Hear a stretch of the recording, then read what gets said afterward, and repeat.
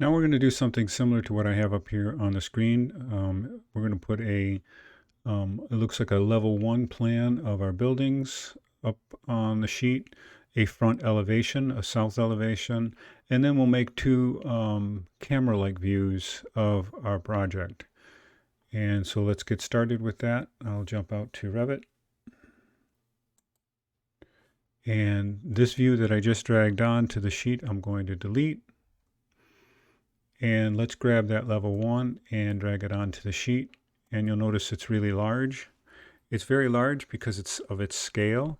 So we're going to make it fit the sheet, kind of similar to what we had before. So I'm going to go, while this is selected here, I can come over here to the view scale and change that view scale. And I'm going to go down and that'll make it smaller.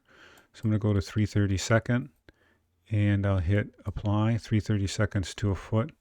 Maybe I'll go down one more step. I'll go down to 1/16 to a foot and I'll hit apply.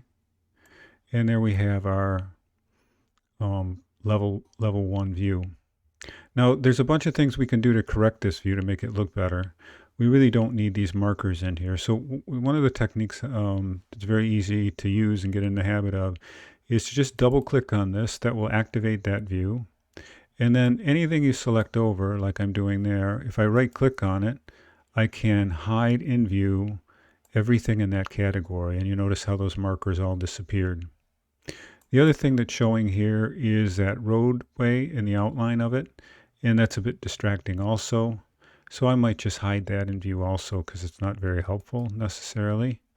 I'm going to go hide in view just the element. And now we have just the sidewalk and the layout there, and just a few dimensions on it. Now I'm going to right click again and I'm going to deactivate the view. And then I'm going to select it and I'm going to delete it, surprisingly, and I'm going to drag it back on again, because as you'll notice when I do, level 1 now, the title line underneath it is completely lined up with that actual drawing. The next thing we wanted to put on was that south elevation. So I'm going to grab that south elevation, highlight it, and drag it onto the sheet. And once again, it's really large. And we could put it on the drawing. Because it's kind of a much more interesting one, I might just leave it at the large scale. Mind you, it's typically not done where you change scales like this, but this is just a presentation sheet. It's not a technical drawing. The only thing that's disturbing about this are a couple of things. This road is showing, so I'm going to double click into it. Once again, I'm going to select it, right click on it, hide in view by element. It's going to disappear. And I'll right click and deactivate the view. I'll click on it and delete it. And then I'll drag that south elevation back on again and I'll put it down here at the bottom. Now we have room to put a couple of other views on this sheet. And so let's look at making a camera view of our model. So for example, I'm going to go to level 1 and I'm going to pretend I'm walking around and I want to take a photograph of this. I'm going to go to view. I'm going to go to 3D view, and when I drag down I can find the camera tool. I'm not going to click on anything yet, but I'm going to drag the camera out into the street and I'm going to shoot back this way. So I'm going to pick the corner and then I'm going to drag back until I'm past all of the buildings. If I don't go past the buildings, they'll just disappear. They won't actually show up.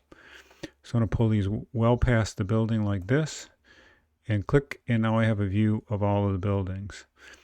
This is now named 3D View 1. And we can go ahead and actually just rename that because that'll show up on the sheet. So I'm going to go down to rename. I right click on it and rename it. I'll call it Street View.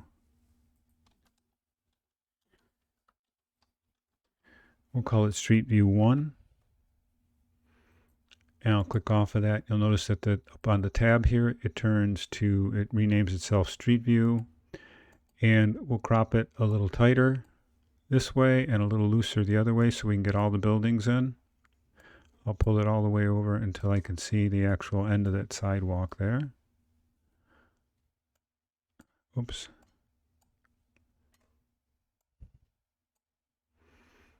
And I'll pull this up until we're actually hiding that edge of the road.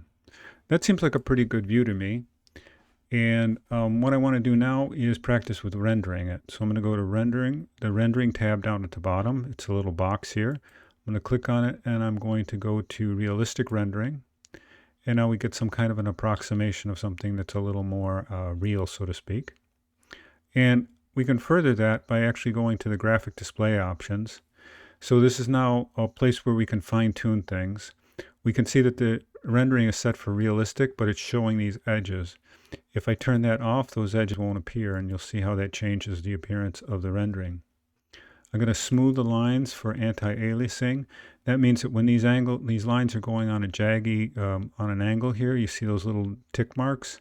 They're like jagginess to it. If I turn that on, that will help eliminate that effect. Now we can enhance the realism by adding some shadows to it. And you can see that takes a little bit longer to render. And the light is really coming from the wrong direction. You can see that it's coming from a side that's not lighting the face up. So if I go to lighting, I can actually go to in-session lighting, and I can turn the light on from the top left. I'll hit apply, and you can see how we're now lighting the face of our buildings. The one last thing I want to do here is I want to go to the background, and I want to make a sky, and I'll hit apply, and now we get a nice sky around everything. Now we can save this as a template. If I go save as a view template, I'll call it custom rendering. We'll be able to use it on any other view we might create, and I'll click OK with that. It asks questions about modifying it, but if we're happy with the way we've set it up, we can say OK. And I'll say OK and close this off. Now that's not on our sheet yet. If I go back to our sheet, which is labeled A101, I can drag that onto it. So I'm going to drag Street View 1 onto the sheet. And you'll notice it's kind of disappointingly small, but there's no worry for that because we can make it larger. Remember, this sheet is about 36 inches long across the top. So if I select this and I go to size crop, and I change the scale, I don't want to change the field of view. I don't want to open the camera up or narrow it down. I want to make the whole drawing larger. So I'm going to click scale. And I'm going to change this width to, let's say, since we know this is all 36 across here, it's probably easy that this could be 18 inches wide. When I click over here, it'll automatically rescale that one because they're locked proportions. I'll hit apply and we can see how large it gets. And that looks pretty good. So I'm going to go OK. Now you notice how we have the title line in the middle of the drawing right now. So as usual, we're going to hit delete and we're going to drag that view back onto the sheet. And you notice I get a little hinting to tell me that I can place it right there. Now what you wouldn't notice right away is that we have the crop region visible and we're getting this little black line around our drawing. And I typically tell you to turn that off, and that makes a much cleaner line around those edges there. Okay, so we should get one more view from the other side of our building. So I'm going to go back to level 1 and set up another view. Once again, I'm going to go to view. I'm going to grab the camera. I'm going to come over to this side this time and shoot back this way. Similar to the way I've done before, I did on the other one. And we'll set up the cropping somewhat similar.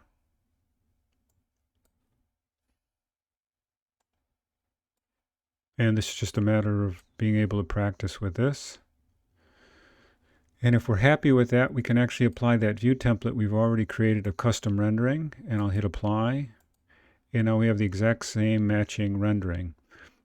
Although we have the sunlight, still doesn't seem to be appearing to come. Well, actually it's coming from that side and we need to modify it. So let's do a little manipulation here. I clicked on custom rendering again, and I'm going to switch it to none. And you'll notice that the drawing doesn't change. It just means that we've taken away the fixed setting from the other one. And now I can go in and actually change that rendering again. So I'm going to go to graphic display options. And you'll see a lot of the things we've set are already still there. And I want to move that lighting so that it's still hitting on the front of the building. So I'm going to move it now to the top right. Click OK, and that'll light the front of our building again. And I'll click OK with that. And once again, we need to get that onto the sheet. So I'm going to grab, actually I'll rename this right away. So 3D View 1, I will double click on this. I think I can double click or right click on it. I'll just right click and go to rename. And I'll go Street View 2. We'll go back to the sheet and we'll drag Street View 2 on. And once again, it's very small. So let's go ahead now and do a size crop. Click the scale. I think the last one we made, I believe it was 18. I'm not exactly sure. We'll see what happens. It looks like it was. So I'll click OK. Once again, we don't have the title bar in the right place, so we're going to delete it and drag the Street View 2 back onto the sheet.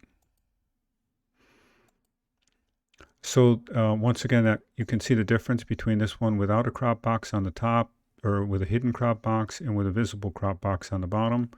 So the bottom one I'm going to highlight and turn that crop region visibility off. Now we could make some adjustments here. This looks like that's a little too tight. This last area right here is where I want you to write something.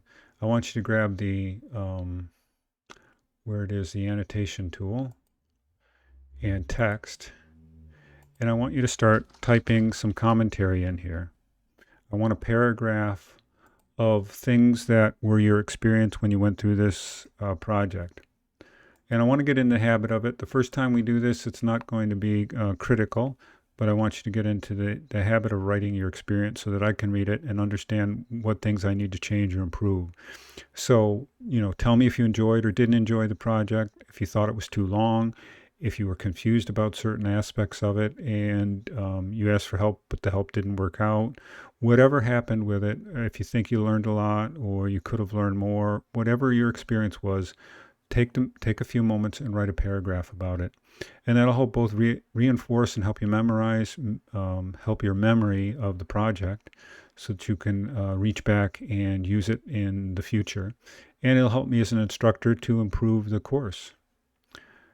So next thing we'll look at is how to get this submitted, exported, and then submitted to the blog.